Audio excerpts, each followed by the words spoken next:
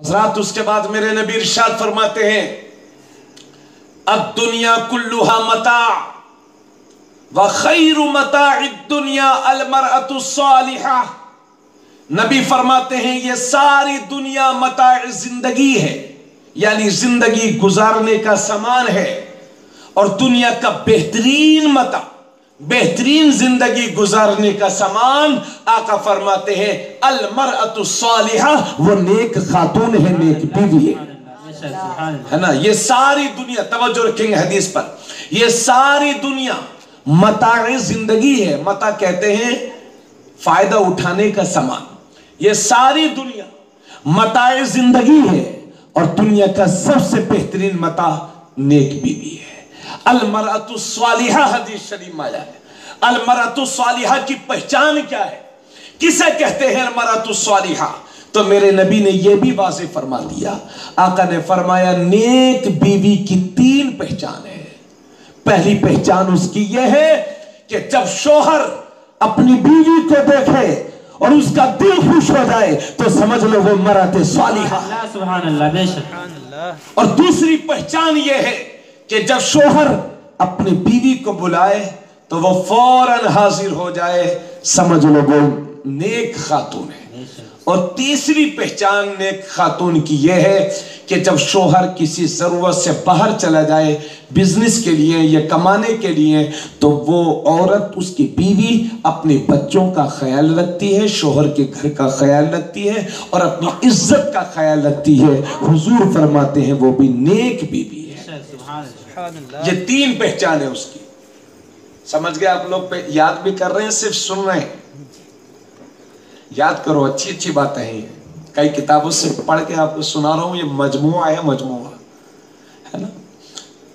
नेक खातून की दुनिया का सबसे बेहतरीन मता नेक खातून। उसकी पहचान ये है कि जब शौहर बुलाए तो फौरन हाजिर हो जाए, शौहर देखे तो दिल खुश हो जाए, और शौहर जब बाहर चला जाए तो उसकी बीवी अपनी इज्जत का ख्याल रखे।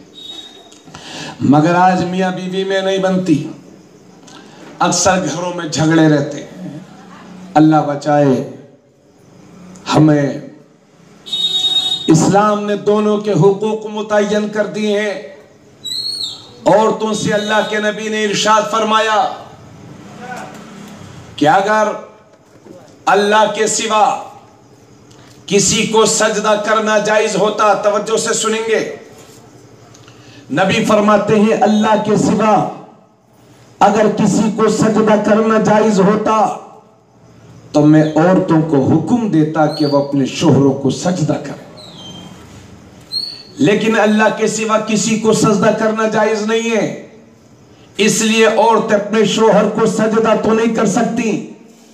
मगर इससे पता चलता है कि शोहर की इज्जत औरतों के लिए कितनी ज्यादा जरूरी है। अल्लाह के नबी ने फरमाया, याद रखिए अल्लाह के सिवा किसी को जायज नहीं है सजदा करना।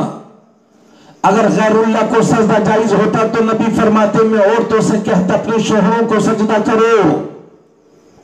इससे पता चलता है कि एक औरत के लिए उसके शोहर की हैसियत उसकी जिंदगी में कितनी अहम है। मोअज़्ज़ज़ सामीन, और एक हदीस में मेरे नबी ने इरशाद फरमाया अय्युमा इम्राअतिन मातत, कि जिस औरत के, जिस शोहर के औरत का इंतकाल हो जाए, जिसकी बीवी का इंतकाल हो जाए, वज़ौजुहा रादिन, और उसका शोहर उससे राजी हो, आका फरमाते हैं दखलतिल जन्ना, ऐसी औरत जैसे ही मरेगी जन्नत में दाखिल। यानी किसी औरत का इंतकाल हुआ और शोहर उसका खुश है, उस अपनी बीवी से राजी था, उससे नाराज नहीं था, आका फरमाते हैं ऐसी औरत जैसे ही इंतकाल करेगी फौरन जन्नत में दाखिल होगी। और अल्लाह के नबी ये भी फरमाते हैं कि अगर शौहर अपनी बीवी को बुलाए और बीवी अपने शौहर की बात पर हाजिर ना हो, उसके हुक्म पर लब्बैक ना कहे और शौहर नाराज हो जाए, तो जब तक शौहर नाराज रहता है ऐसी औरत पर अल्लाह की बराबर लानतें बरसती रहती है। अल्लाहु अकबर। ایسی عورت پر برابر اللہ کی لعنتیں برستی رہتی ہیں۔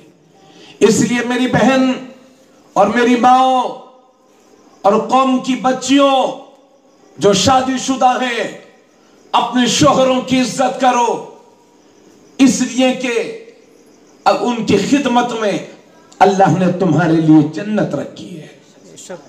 معزز سامعین حضرات، تو شادی نکاح کسے کہتے ہیں؟ یہ بات فائنل ہو گئی کہ نکاح اسلام میں ضروری ہے اور میرے نبی کی سنت